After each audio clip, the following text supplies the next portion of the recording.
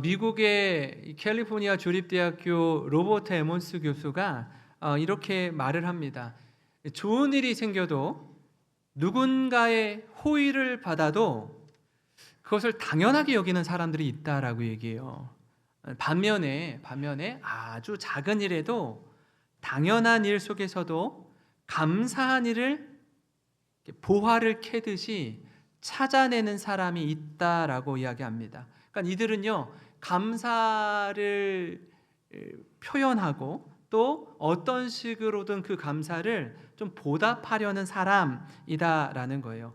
여러분, 좋은 일이 있고 감사할 제목이 있음에도 불구하고 그것을 당연히 여기는 사람과 작은 일에도 감사할 줄 아는 사람, 어느 쪽이 더 행복할까요? 작은 일에도 감사할 줄 아는 사람이 훨씬 더 행복할 겁니다. 그런 사람들은요, 이 작은 감사가 이 눈덩이가 굴러가는 것처럼 점점 커져서 커다란 감사로 연결되고 이어진다라고 이야기해요. 제가 이 글을 보면서 이런 생각을 했습니다. 반대로 한번 생각해 봤어요.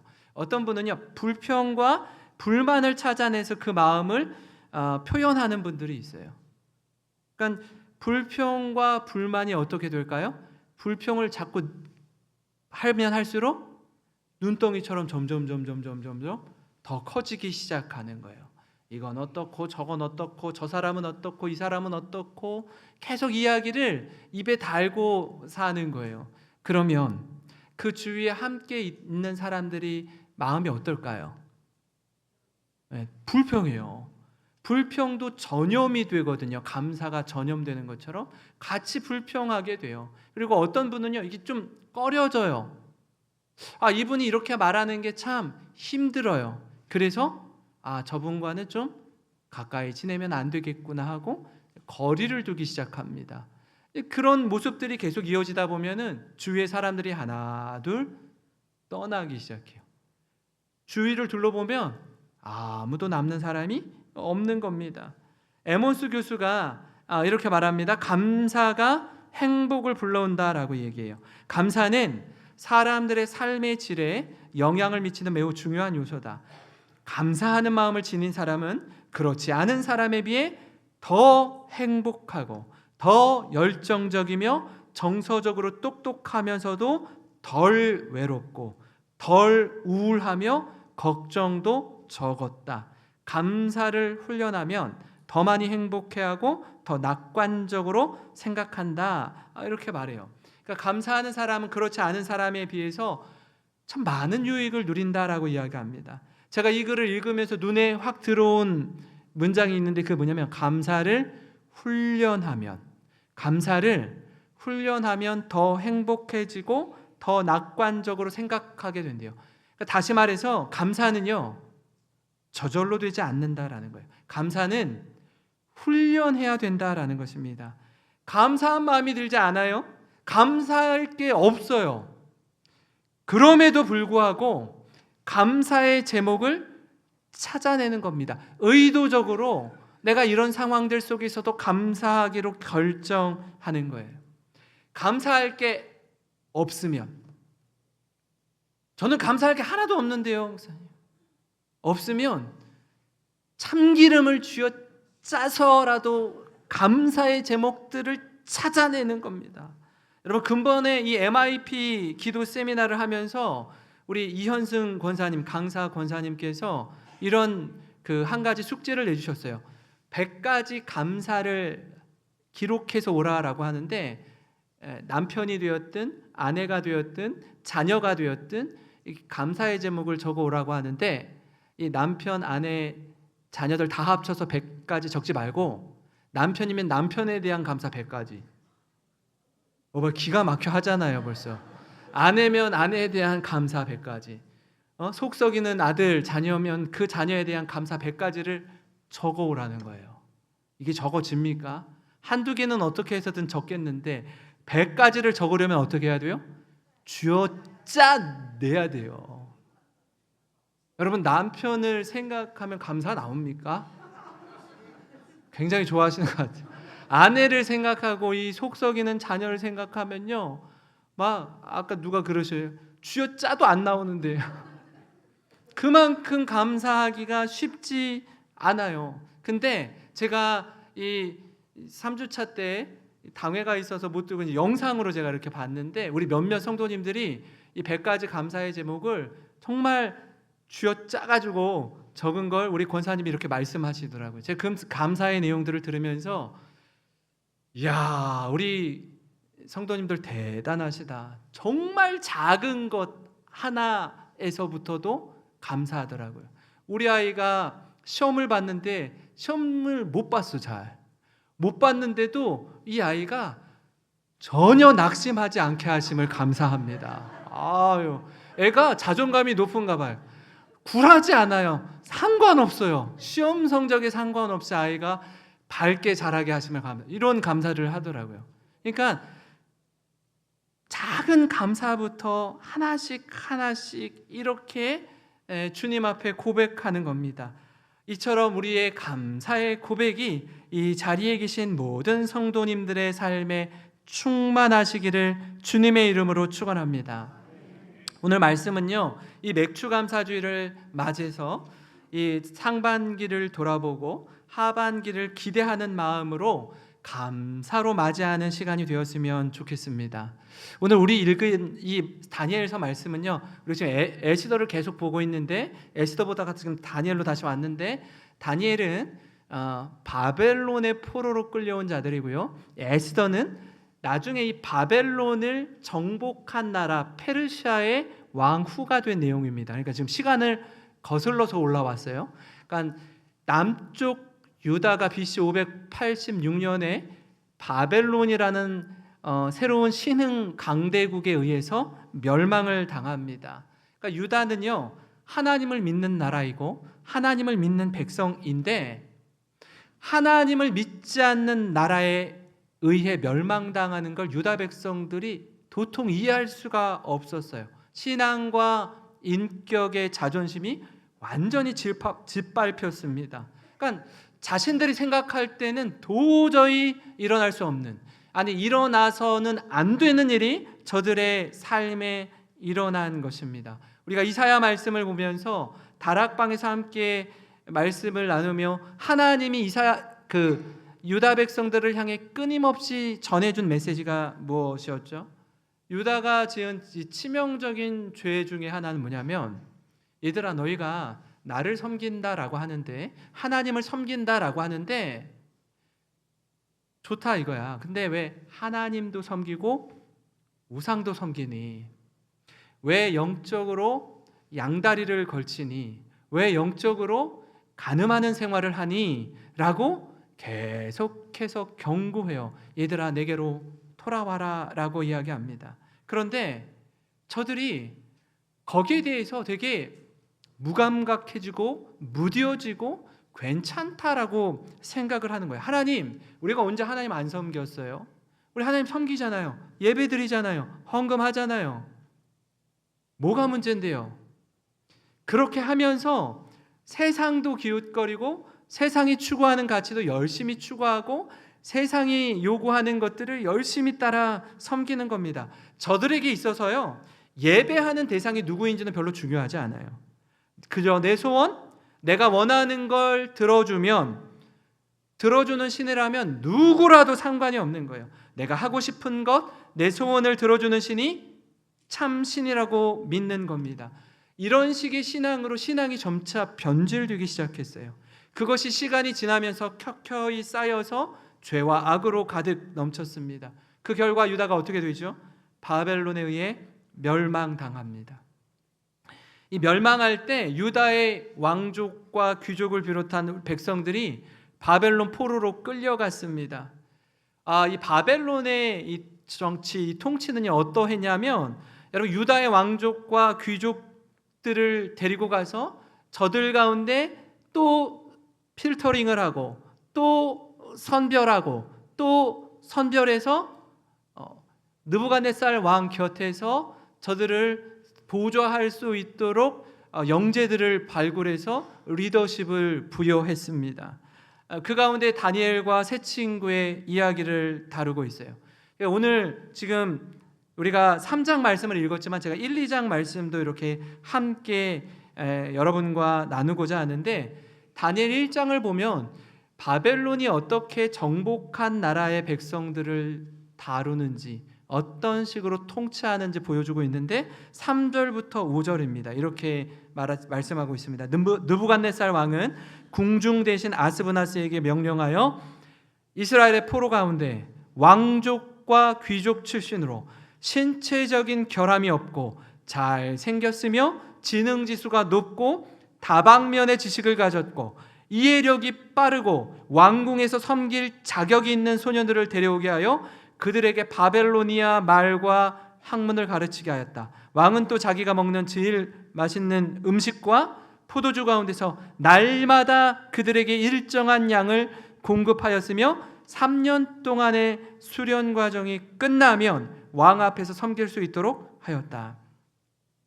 여러분, 자신이 정복한 나라의 인재를 등용하는 일을 굉장히 열심을 냅니다. 포로 출신 가운데 유다의 왕족과 귀족 출신을 선별하는 거예요. 고르고 골라서 느부갓네살 왕 앞에서 섬길 수 있는 특권을 주었습니다. 그렇게 다니엘과 세 친구는 바벨론의 언어와 학문을 배웠습니다. 다니엘이 바벨론의 포로로 끌려갔을 때의 나이를 15살, 중학교 2학년 나이로 봐요. 그리고 3년 동안 이 학문과 언어와 훈련을 받잖아요.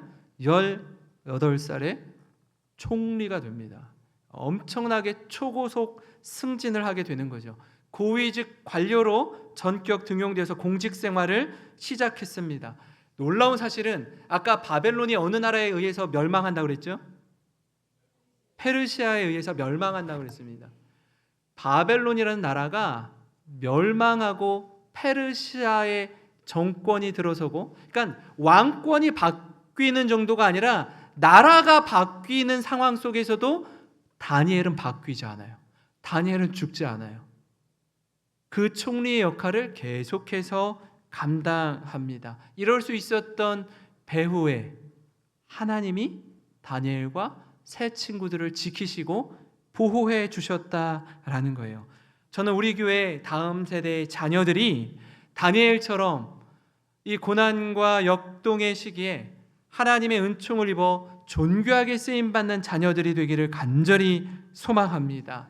뿐만 아니라 이 자리에 계시는 우리 모든 성도님들 역시 마찬가지로 세상에 빛을 비추고 선한 영향을 발휘하는 분들이 되시길 주님의 이름으로 축원합니다. 다니엘과 세 친구는요, 여러분 1장, 2장 말씀을 통해서 포로로 끌려왔지만 하나님의 특별한 은총을 입습니다. 다니엘서 1장 17절인데 우리 함께 같이 읽어보겠습니다. 시작.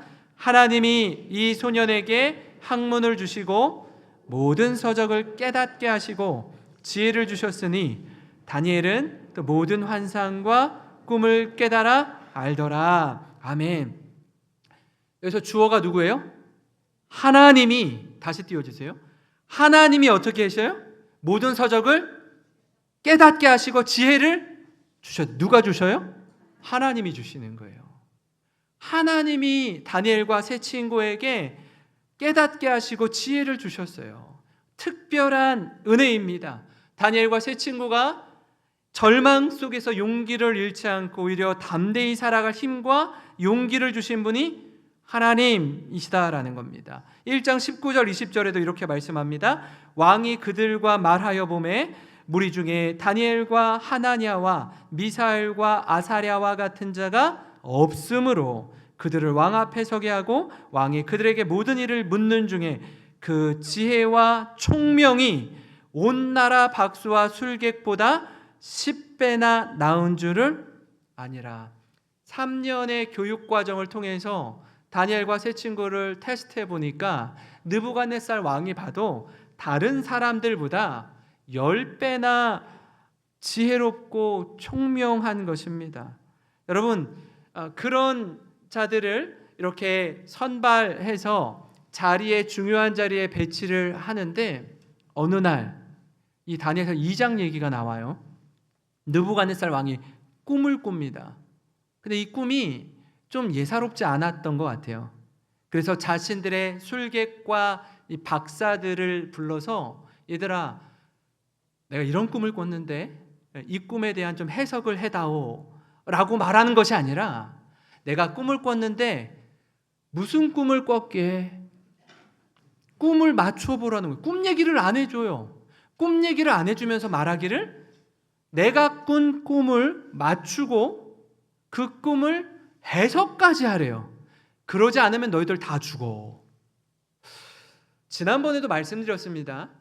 사람이 엄청난 권력, 강한 힘을 갖게 되었을 때 그 힘을 어떻게 사용하느냐, 어떤 식으로 그 권력을 사용하느냐를 보면 그 사람의 진면목을 알 수 있다라고 했어요. 여기서 느부갓네살 왕을 보니까 이 사람이 오만해요, 교만해요. 자기 힘과 권력을 이 에스더 왕의, 그러니까 에스더 왕후의 왕 남편 아하수에로 왕같이 뭐 거칠 게 없습니다. 그런 식으로 말을 하니까 박수와 술객들이 어떻게 이야기하죠? 왕이시여, 꿈을 얘기해 주시면 우리가 그 꿈에 대해서 해석할 수 있지만, 꿈을 말씀해 주지 않는데 해석할 이는 아무도 없습니다. 이것들 봐라, 지금 내게 도전하는 거니? 그런 거야? 너희들 다 죽었어. 지금 약간 이런 상황이에요. 그런 상황을 다니엘이 건너서 듣게 되고 왕에게 찾아가서 이렇게 말합니다. 왕이시여, 시간을 주시면 하나님께서 내게 지혜를 주셔서 왕의 꿈을 해석해, 꿈이 뭔지도 알려드리고 해석도 해드리겠습니다 라고 말을 해요. 그리고 그 꿈을 정말로 이야기하고 꿈을 해석까지 합니다. 그러자 느부갓네살 왕이 흡족해서 다니엘을 바벨론에서 제2인자로 삼습니다. 다니엘 2장 48절 49절입니다. 왕이 이에 다니엘을 높여 귀한 선물을 많이 주며 그를 세워 바벨론 온 지방을 다스리게 하며 또 바벨론 모든 지혜자의 어른을 삼았으며, 왕이 또 다니엘의 요구대로 사드락과 메삭과 아벳느고를 세워 바벨론 지방의 일을 다스리게 하였고 다니엘은 왕궁에 있었더라. 놀라운 하나님의 은혜입니다. 바벨론의 포로로 끌려온 이 신분에서 수직 상승, 신분 상승을 하게 되는 거예요. 더군다나 다니엘은요, 자기 친구들도 좀 지방의 중요한 자리에 이렇게 앉을 수 있도록 도와달라고 이야기를 합니다. 우리로 치면 이런 거예요. 그러니까 사드락, 메삭, 아벳느고에게 경기도지사, 이런 부산 광역시장, 이런 자리들을 이렇게 하나씩 앉도록 해준 겁니다. 근데 이 다니엘이 그럼 이 장에 어떤 꿈을 이야기하고 해석하는가 하면 이거예요. 당신이 느부갓네살 왕이여, 당신은 큰 신상을 보았을 겁니다. 머리는 황금으로 되어 있고 가슴은 은으로 되어 있고 이 아래는 다리와 넓적다리는 동으로 되어 있고 다리의 아래 발은 흙과 쇠가 섞여 있는 모습으로 되어 있는 큰 신상을 보셨을 것입니다 라고 이야기해요. 나중에 뜨인 돌이 와서 저 신상을 빵 하고 넘어뜨립니다.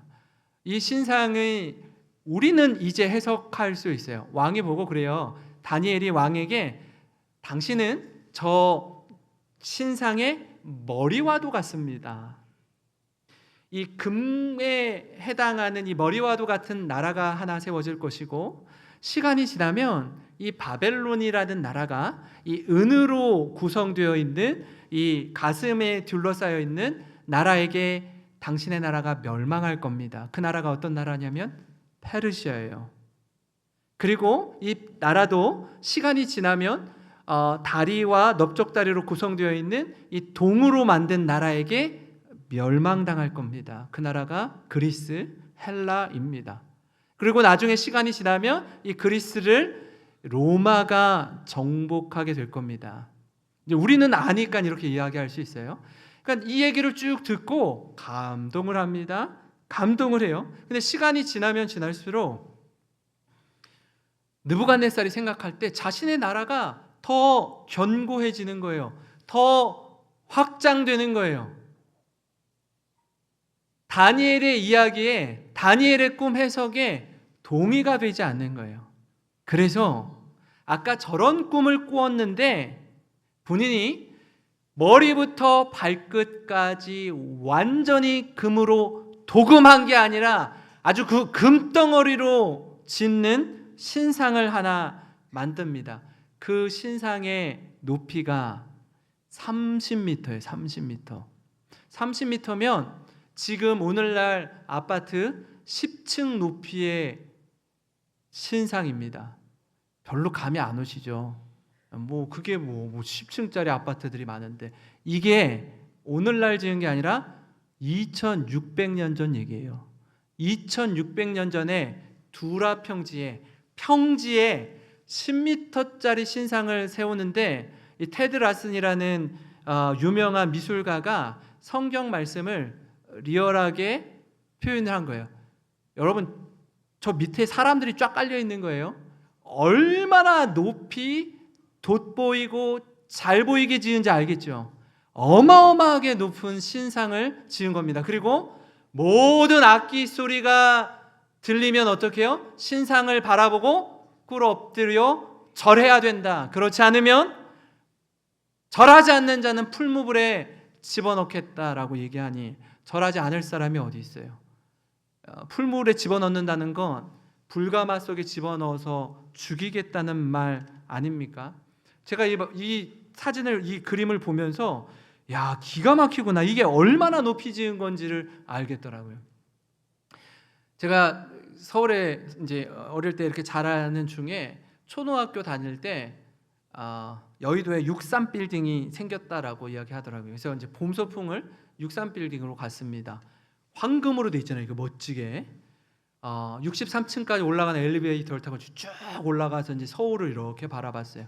어린 나이에 보니 얼마나 엄청난 빌딩입니까? 목이 다 아플 정도로. 지금은 비교도 안 될 만큼의 빌딩이 하나 생겼죠. 뭐죠? 서울에 제일 높은, 우리나라에서 제일 높은 롯데월드 타워가 생겼습니다. 높이가 554m, 층수는 123층. 한번 보여주실까요? 와, 거의 느부갓네살의 금신상과 버금가는 엄청난 빌딩입니다. 서울에서요, 저는 양재에 살았는데 양재에서 저게 보여요. 무진장 먼 거리거든요. 그러니까 서울의 웬만한 곳에서 살고 있으면은요, 저 롯데월드 타워가 보일 정도로 어마어마하게 높습니다. 어마어마하게 높아요. 제가 저거 생긴 다음에도 가봤어요. 올라가 봤어요. 그러니까 서울의 어지간한 데가 다 눈에 들어옵니다.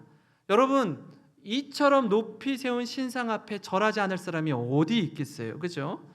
근데 그럼에도 불구하고 이 다니엘의 세 친구가 절하지 않는다라는 소식을 듣게 되고 몇몇 바벨론 신하들이 왕에게 가서 고소합니다. 참소를 해요.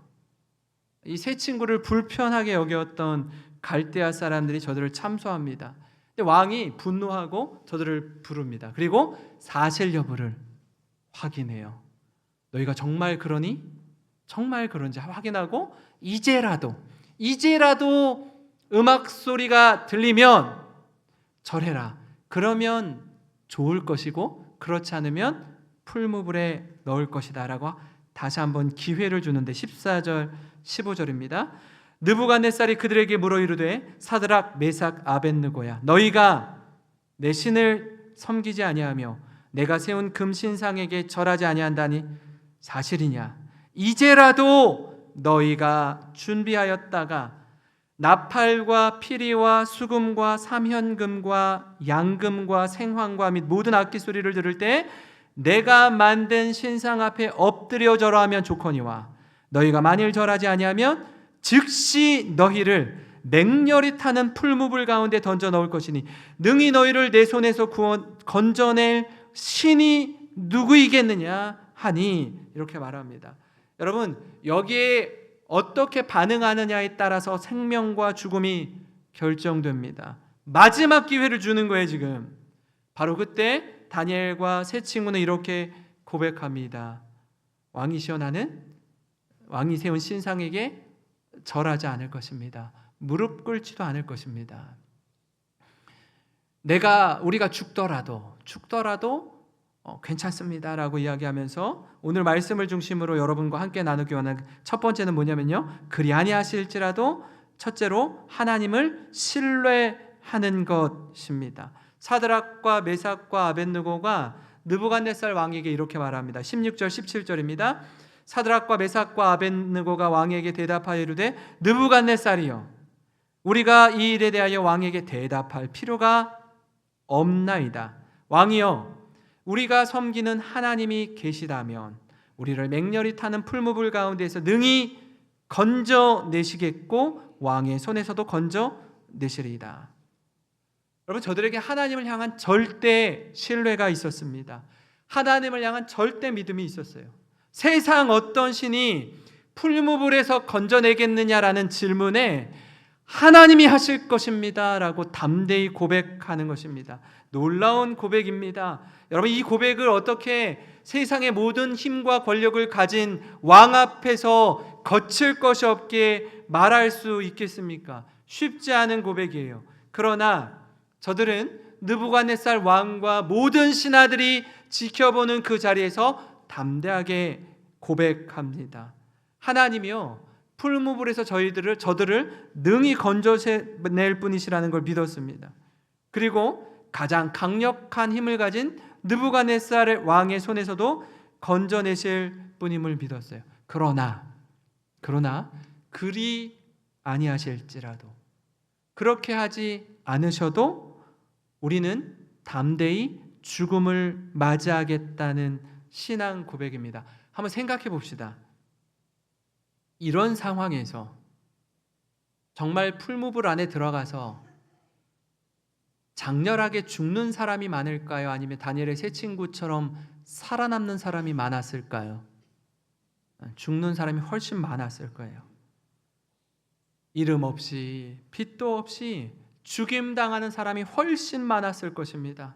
스데반처럼, 사도 바울처럼, 베드로처럼, 수많은 무명의 그리스도인처럼 주님을 위해 자신의 생명을 내어드리는 사람이 훨씬 많았습니다.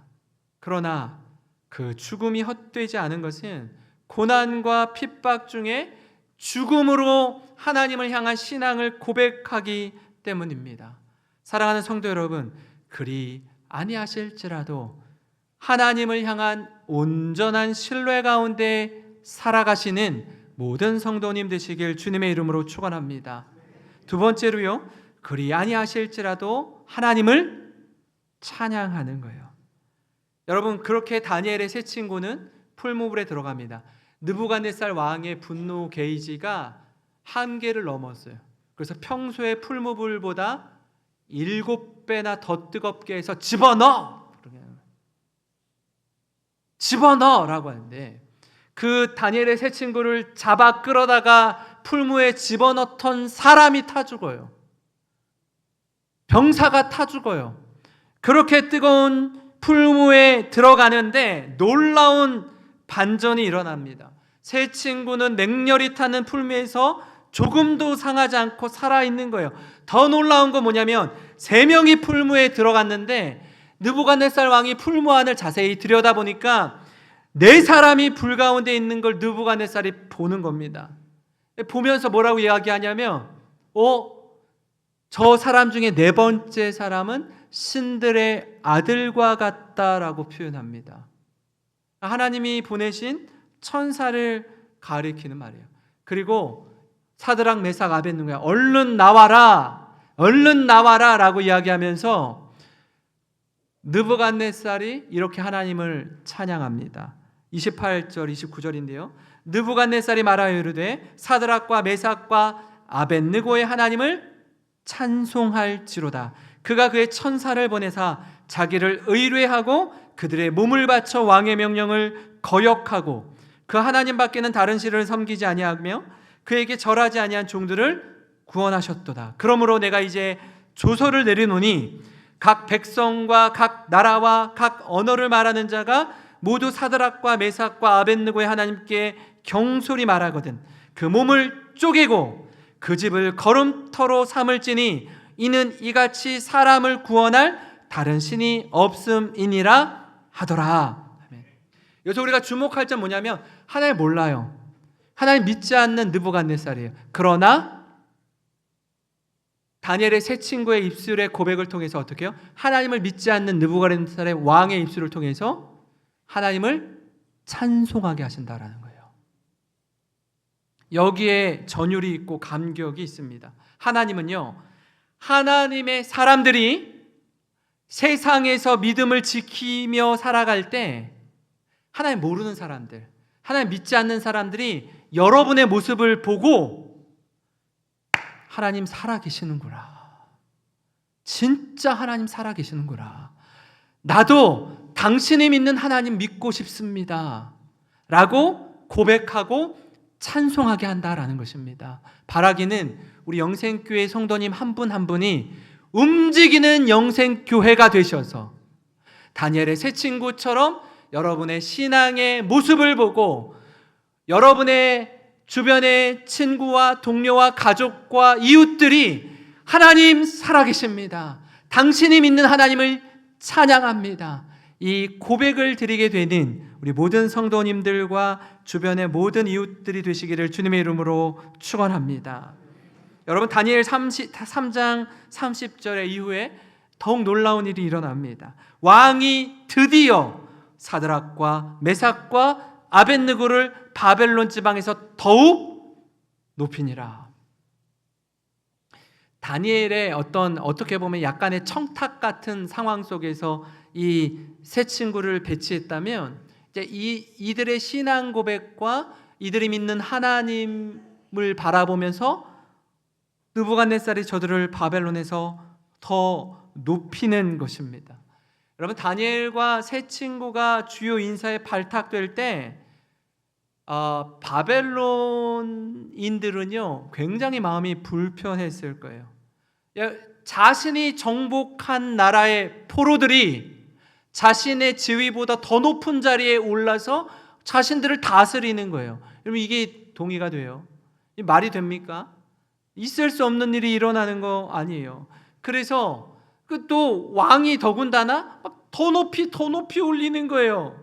그래서 끊임없이 저들을 좀 끌어내리기 위해서 온갖 권모술수를 동원하는 겁니다. 어떻게 해서든 가만두지 않으려고 해요. 사랑하는 성도 여러분, 우리 삶을 돌아볼 때 마치 풀무불 가운데 들어가야 되는 상황 가운데 놓일 때가 있어요. 우리가 하나님 이거 어떻게 해요? 죽어야 됩니까? 희생해야 됩니까? 주저하고 신앙적 갈등이 생길 때가 있어요. 그렇게 이해할 수 없고 힘들고 어려운 시간을 지날 때에 여전히 하나님을 찬양하기를 소망합니다. 하나님을 온전히 신뢰하는 자에게 하나님의 하나님 되심을 나타내 주십니다. 우리를 통해 찬송 받으시고 우리는 한없는 은혜를 누리는 모든 성도님 되시길 주님의 이름으로 축원합니다. 마지막으로 이 그리 아니하실지라도 하나님께 감사하라라는 거예요.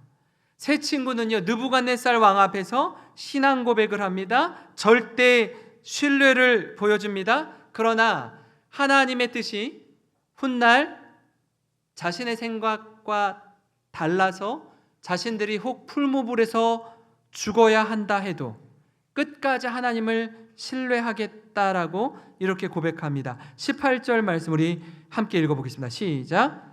그렇게 하지 아니하실지라도 왕이여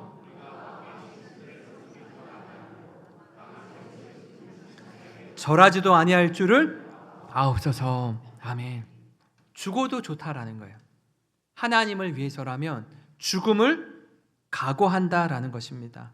이야기를 들은 느부갓네살 왕이 7배나 뜨겁게 해서 넣죠. 여러분 궁금하지 않으세요? 지금 세 친구만 들어가요. 다니엘은 어디 있어요 도대체? 다니엘은 절했어요? 다니엘은 어디 있는 거예요 도대체? 아마도 왕궁에 있든지 아니면 훨씬 더 먼 곳으로 출장을 보냈든지. 사실은요, 이게 출장을 보냈다는 건 말이 안 돼요. 출장을 간 지방관이나 총독이어도 어떻게 해요? 이 신상의 낙성식에 왕이 지금 초청을 하는데 와야 되잖아요. 그렇다면 느부갓네살 왕은 알았을 거예요. 다니엘은 절하지 않을 거 알았을 거예요. 그래서 배제해 두었을 겁니다. 낙성식에 내가 참여할 테니 네가 왕궁 지키고 있어. 그러니까 그런 일들을 막아섰을 거예요, 스스로가. 왜요? 자신도 다니엘을 함부로 할 수 없거든요. 그런데 아차 싶은 거예요. 새 친구가 절하지 않을 줄은 몰랐어요. 저들이 이렇게 신앙의 절개를 지킬 줄은 몰랐습니다. 그런데 어떻게 해요? 끝까지 무릎 꿇고 절하지 않는 거예요. 하나님의 천사를 보내서 저들을 보호해 주십니다. 사랑하는 성도 여러분, 우리에게 그렇게 하지 아니하실지라도, 옛날 개역 한글 성경에는 그리 아니하실지라도, 이 고백이 저와 여러분의 고백이 되기를 간절히 소망합니다. 하나님이요, 어떤 그리스도인의 삶을 기뻐하실까 한번 생각해 보시면 좋겠어요. 하나님의 뜻이 무엇일까? 하나님의 선하신 뜻이 무엇일까? 나는 어떻게 살아야 하는가? 여러분 이걸 구하시기를 바랍니다. 그리고 그 뜻을 깨닫고 알게 되었다면 그 뜻대로 살아가는 거예요. 그 뜻에 순종하며 살아가는 것입니다. 데살로니가전서 5장 18절에 16절 17절에 이렇게 기록되어 있어요. 항상 기뻐하라, 쉬지 말고 기도하라. 18절에 같이 읽겠습니다. 시작. 범사에 감사하라. 이것이 그리스도 예수 안에서 너희를 향하신 하나님의 뜻이니라. 믿으십니까? 범사에 감사하라. 이것이 그리스도 예수 안에서 너희를 향하신 하나님의 뜻이니라. 여러분, 이 감격, 이 은혜, 이 고백 가운데 하반기의 첫 주일을 시작하면서 힘차게 살아가시는 모든 성도님 되시길 주님의 이름으로 축원합니다.